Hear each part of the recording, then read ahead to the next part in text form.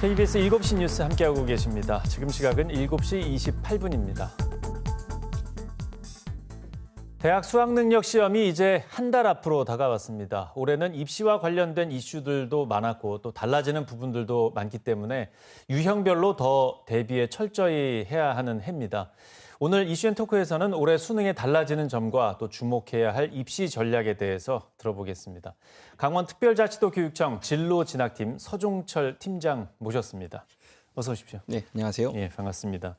자, 올해 예상되는 강원도의 그 수능 응시하는 학생 수나 시험장은 어느 정도 규모가 됩니까? 네, 올해 수능 시험 응시 인원은 11,974명입니다. 네. 이는 작년 12,179명보다 205명 감소한 수치인데요. 네. 학령 인구 감소가 영향을 준 것으로 보입니다. 올해 응시 인원 중 재학생은 75%로 9,048명이고 졸업생은 21%인 2,482명입니다. 네. 그리고 올해 수능 시험장은 작년과 동일한 44개입니다. 강원도 18개 시군 모두에서 시험이 실시됩니다. 다만 시험실 수는 작년에 비해 69개 줄어든 482개 시험실이 운영됩니다. 네. 코로나19 때는 한 시험실당 최대 24명이 시험을 봤는데 올해부터는 한 시험실당 28명이 시험을 치르게 됐습니다. 예. 올해 입시 경우 참 많은 이슈가 있지 않습니까? 뭐 맞습니다. 의대 정원 증원도 있고 또 네. 자율 전공이 확대되는 것도 맞습니다. 있고 또 기존과 달라지는 입시 제도는 또 매년 있기도 한데 혼란스러운 부분이 좀 있는데 이런 부분에 대해서는 좀 분위기가 어떻게 좀 보고 계십니까? 네, 올해 수능은 의과대학 정원 증원, 무전공학과 선발 인원 확대, 계약 및 첨단학과 인원 증원 등으로 해서 상당히 많은 변수가 있습니다. 네. 자세히 보면 의대 정원은 1,500여 명이 증가한 4,500여 명을 뽑게 되고 무전공 학과 및 자율전공학부 선발 인원도 2배 정도 증가돼서 약 3만 8천 명을 뽑게 됐습니다. 예. 또한 인공지능, 빅데이터 등을 공부하는 계약 및 첨단학과 선발 인원도 확대되었습니다. 이러한 영향으로 중상위권 수험생들 위주로 수도권 대학으로 이동하는 현상이 발생할 것으로 보입니다. 예. 또한 재수생 등 N수생들도 상위권 학과 위주로 영향을 줄 것으로 보이고요. 따라서 올해 수능을 준비하는 우리 강원도 수험생들은 최저학력 기준, 수능 최저학력 기준을 충족하는 것이 매우 중요하리라 생각됩니다. 예, 뭐 이런 외부적인 분위기와는 다르게 수능은 또 그냥 일단 준비를 해야 되니까요. 맞습니다. 휩쓸리지 않고. 올해 그 수능의 특징들은 좀 어떻게 나올 것으로 분석이 되고 있습니까? 네, 수능 시험의 가장 큰 목적은 공정성과 객관성이 높은 전형 자료를 대학에 제공하여 대학에서 학생들을 뽑는 측면에 굉장히 중요한 의미가 있습니다. 이런 네. 측면에서 예년 수능과 큰 기조는 변하지 않습니다. 네. 다만 문이과 통합형 수능이 계속된다는 점을 좀 주목할 필요가 있습니다. 과거에는 문과, 이과로 나누어서 응시 과목이 정해졌지만 예. 올해는 지원 계열에 따른 필수 응시 과목이 별도로 없는 대학들이 많이 늘었습니다. 예를 들어 성균관대, 연세대, 한양대 같은 17개 대학들은 아예 이런 조건들을 폐지했고요. 응시 과목과 상관없이 인문계열이나 자연계열을 지원할 수 있다는 의미로 받아들이면 되겠습니다. 예. 그렇지만 미적분, 기하, 사회탐구, 과학탐구처럼 특정 영역에 가산점을 주는 대학들이 있기 때문에 본인이 지원한 대학의 세부 사항들을 명확히 확인할 필요가 있겠습니다. 예.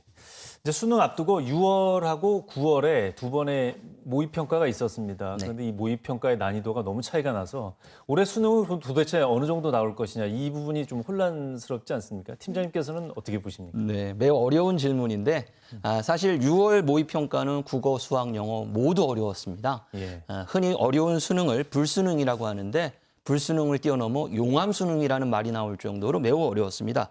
반면 9월 모의평가는 또 모든 과목이 쉽게 출제되었습니다. 예. 그러나 모의평가와 수능의 난이도가 그대로 유지된다고 볼 수는 없습니다. 또한 평가원 발표처럼 본 수능에서 매우 어려운 문제, 즉 킬러 문항은 올해도 배제될 것으로 보입니다. 다만 수능이 변별력을 확보하기 위해서 여러 문항의 중상위 난이도의 내용들을 포함시킬 가능성이 매우 높습니다. 그래서 학생들은 이 중상 난이도의 문제를 많이 풀어볼 필요가 있겠습니다. 예. 올해 이런저런 분위기가 많이 다르다 보니까 수능의 중요도가 좀 높아졌다. 네, 뭐 맞습니다. 이런 좀 평가를 받는 해이기도 한데 그럼 올해 전형 일정이나 전략은 좀 어떻게 준비를 좀 미리 하면 되겠습니까? 네. 정시 전형 기간을 짧게 말씀드리면 2024년 12월 31일부터 2025년 1월 3일까지 정시 기간이고요. 이 기간 중에 가나다군 세 군 중에 하나씩 해서 총 3개를 지원할 수 있고요. 네. 합격자 발표는 2월 7일까지, 그리고 정시 합격자 등록은 2월 12일까지입니다. 이와 관련해서 정시 전략을 몇 가지만 좀 말씀을 드리겠습니다. 네. 상위권 대학들은 수능 영역별 반영 비율에 주목할 필요가 있습니다. 예를 들어 연세대나 한양대 같은 경우는 인문 계열은 국어 반영 비율을 올렸고 예. 자연 계열은 수학 반영 비율을 전년에 대비해서 많이 올렸습니다. 따라서 많이 오른 반영 비율을 확인할 필요가 있고요. 예. 중위권 대학들의 주목할 부분은 영역별 가산점입니다. 예를 든다면 서울과학기술대 같은 경우는 인문 모집단에서 사회탐구 영역에 7%의 가산점을 부여합니다. 또한 대학 모집군의 변경에도 주목을 할 필요가 있습니다.